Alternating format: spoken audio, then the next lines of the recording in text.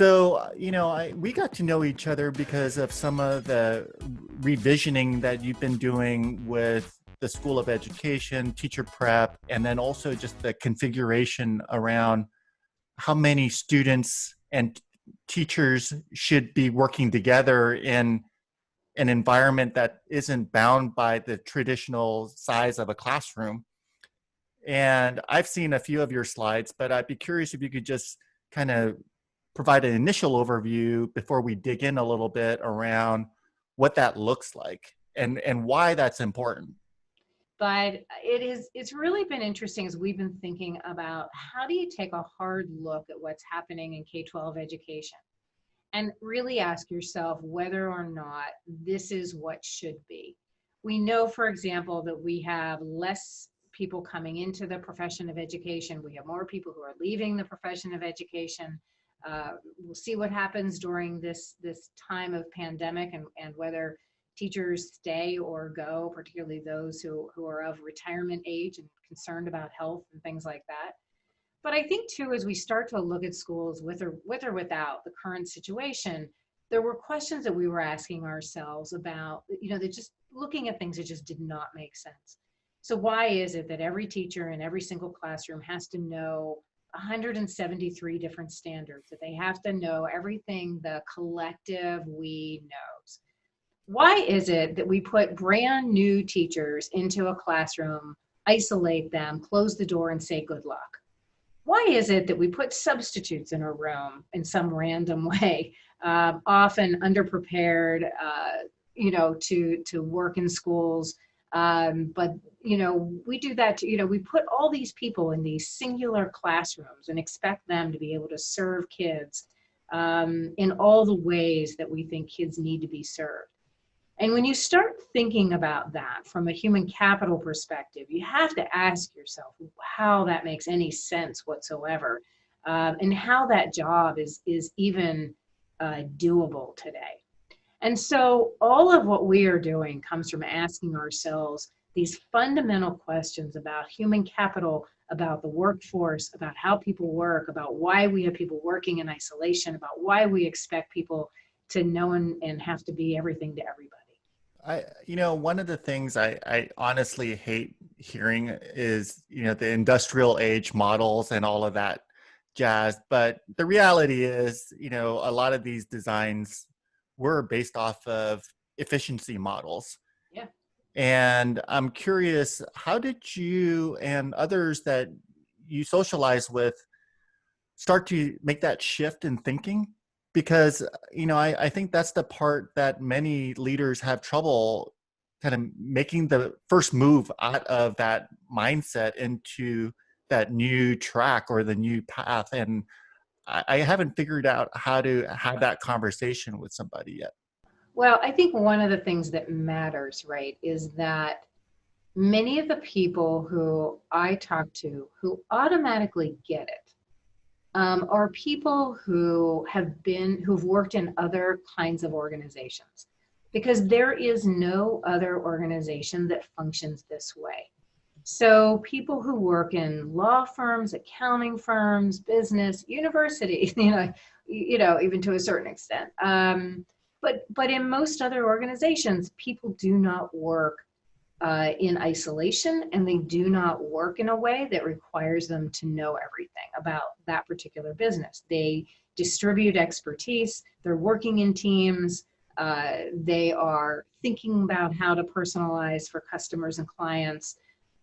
It is only in education that we have created this egg carton model and this expectation that every single individual has to be this sort of widget teacher. We talk about that a lot. But that phenomena, I think, is just resonates with people. And then there are teachers, right, who also resonate with this a lot because they feel that. They feel that isolation. They feel the working condition is not right. They want to work with other people, and so I don't know. It's an interesting phenomena as to who really gets it and who doesn't. What do you think is the realistic rate of change for this kind of work? Because, right now I think that we have an incredible window of time where a wedge could be inserted into the system for us to question how we proceed forward. But if the rate of change is so slow, I'm worried that the system will just break the wedge. Nobody really knows what's going to happen, and it is understandable, right, when you think that the teaching population may not come back in the way that we've known it either. So this idea that this is a workforce development problem and a human capital problem, that we're going to have to take the people that we have, we're going to have to build this, I think we're going to need an army of people to work with kids. I think the disparities right now alone are going to force people to have to work in different ways. There is no way that a single teacher can come back to a classroom of kids who've had no learning, for 6 months. I was talking to my sister-in-law, right, who said, she gets online with her kids. She's lucky, right, to get 7 or 8 kids that come online. And if she makes it mandatory, maybe she'll get 3/4 of them, right? So you have all these teachers walking into what is potentially a tremendous disparity around what kids have had for the last 6 months, what they've gotten, what they know, what they remember, what they need, let alone whatever it was they had before all of this. And so this idea, right, that people could actually gather around, work differently, not work in isolation, not have to say, oh, here's my 30 kids, I got to be everything. But that they could work in teams, that they could distribute expertise, that they could start thinking about, I can take a group here, I can take a group there, right? Because we also have to think about density and distancing and all those kinds of things as well. That maybe this could push them, that if we can give them new models, and new vision, and new ways of thinking about how human capital could be dispensed, deployed, I think that it might resonate with a lot of people, because I think we're in a situation where they're going to have to do something different. Like, what are the first 3 steps that a district might need to consider to implement something like this, so that, come fall 2020, when they're looking at waves of remote learning approaches that may or may not come, or social distancing models where remote learning will come into play? How do you plan for this kind of thing? And also within the building context that they have now, which is constraining them in terms of just physical space. Yeah. First thing has got to be, you have to break the mindset of a one teacher, one classroom model. You have to start saying, here's the kids that I've got. Here's what I think their needs are. Every context is going to be different in that regard. Here's who my employees are, right? Because right now you've got who you've got. And here's the expertise that they bring to the table. And how do we start making sure that the group of kids, right, that we're not going, hey, here's your 30 kids, your 30 kids, your 30 kids, but we really strategically are thinking about those kids, whether or not it's a vertical team or a grade level team. And we're beginning to think about the human capital that we're building around it, number one. So what do we have? Who do we have? How many people do we have? How do we start to think about that?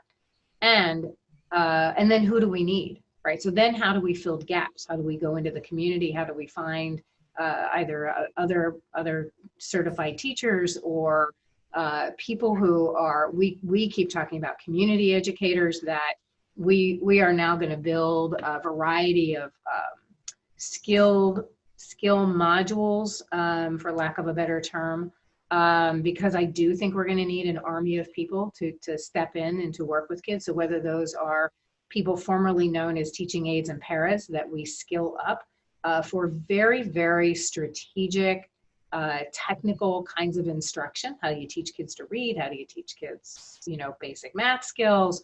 But also people in the community who can come in, who could volunteer, but who also become skilled. So building these larger teams of people, but you have to know who your kids are and what that data looks like. And I think that's a little tricky right now, because kids aren't here. You don't really, but you don't know, but you could hedge your bets and probably, figure it out. And so I think schools have to start thinking about their personnel in a very different way. They have to start there. You got to start with, what's the human capital you have, and what's the human capital that you need based on what you believe are the needs of those kids. even if a leader decides to put a team like this in place, what would you recommend to be the first set of skills a teaching team really needs to be fluent in order to thrive in this kind of model? Because if you're used to closing the door and being in a classroom and doing your thing and whatnot, you haven't started out in like a collaborative mindset. Right. So you have to start there, right? I mean, that's the place you got to start. You got to teach them how to work in a team, right? I mean, it's interesting to see how it develops and how look, all the things that can go right and wrong, and we've experienced the good, the bad, and the ugly, certainly. But it is interesting though that people do figure out, I think, when you start working with them, right? Who's really, really good at math, right? So I'm really good at math. I'm going to lead math. We're all still teaching math. We are not departmentalizing. And this is not about being a PLC after school and then going back to our individual classrooms. This is real time. We're a team. How do we sit down and figure this out? But I think those skills in and of themselves, right? The teachers have never really learned, have never been trained on. You got to start there, which is no small feat, by the way.